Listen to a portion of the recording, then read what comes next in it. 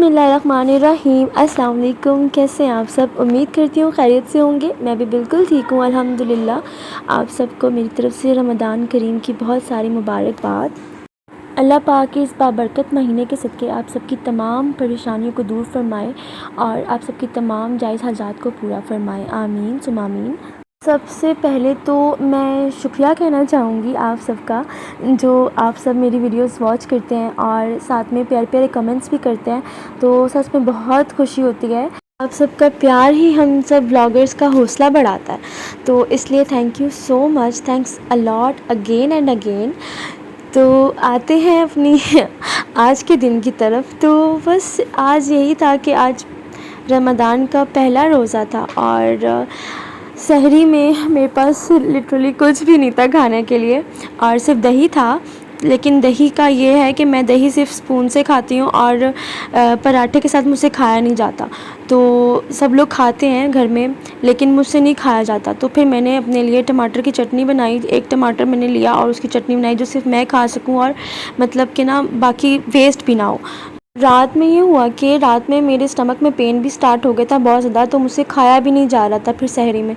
तो बहुत मुश्किल से मैंने खाया और बैठा भी नहीं जा रहा था, उठा भी नहीं जा रहा था। बहुत मुश्किल से मैंने सहरी की। फिर अज़ान हो गई, नमाज़ अदा की और कुरान पाक की तिलावत भी की थी तर्जुमे के साथ। तो मैंने सोचा कि तर्जुमे के साथ तिलावत करनी चाहिए कि जितना आप समझ के कुरान पढ़ो ना तो उसका ज़्यादा फ़ायदा है। तो उसके बाद फिर ये हुआ कि सुबह हो गई थी, रोशनी फैल चुकी थी चारों तरफ और इनको मैंने स्कूल भेजा। रूहान स्कूल जा चुके थे। ज़ैनब का आज फ़र्स्ट डे था स्कूल में, तो ज़ैनब बहुत खुश थी। ज़ैनब ने कहा कि मुझे स्कूल जाना है और ज़ैनब बहुत ज़्यादा खुश थी।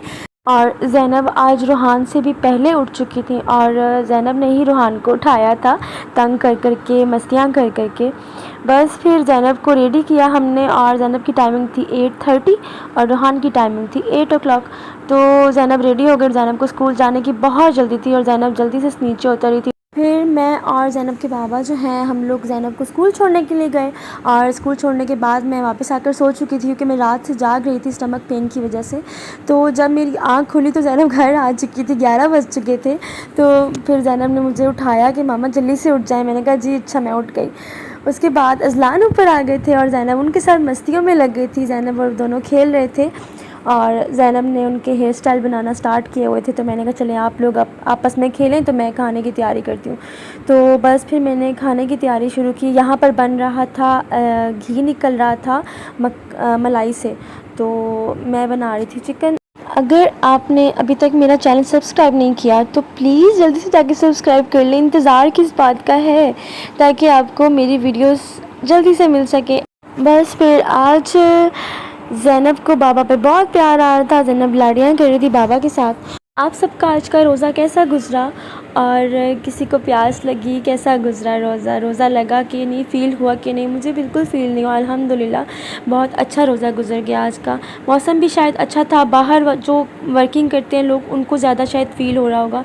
तो हमने रमज़ान की कोई इस तरह से ख़ास तैयारी नहीं की हुई थी, तो हमने बस आज ही समोसे बनाए थे और कुछ भी नहीं किया था। समोसे भी आज बनाए। पकौड़ों का बैटर तैयार करके रख दिया था और उसके बाद हम लोग थोड़ा सा रेस्ट करने के लिए लेट गए थे। और जब थोड़ी देर बाद इफ्तारी का टाइम होने को आ रहा था तो फिर पकौड़े तैयार किए गए और पकौड़े बनाए थे और हरी मिर्च वाले पकौड़े बनाए थे, मिक्स पकौड़े बनाए थे। और ज़ैनब ने पहले ही इफ्तारी कर ली। ज़ैनब को भूख लग रही थी और ज़ैनब सोकर उठी थी, तो ज़ैनब को भूख लग रही थी, इसलिए इतने में इफ्तारी का टाइम होने वाला था। 6:15 हो रहे थे और बस इफ्तारी का टाइम करीब ही था। ऐसा होता है ना कि जब इफ्तारी का टाइम जितना करीब आ रहा होता है तो उतनी भूख बढ़ती जा रही होती है।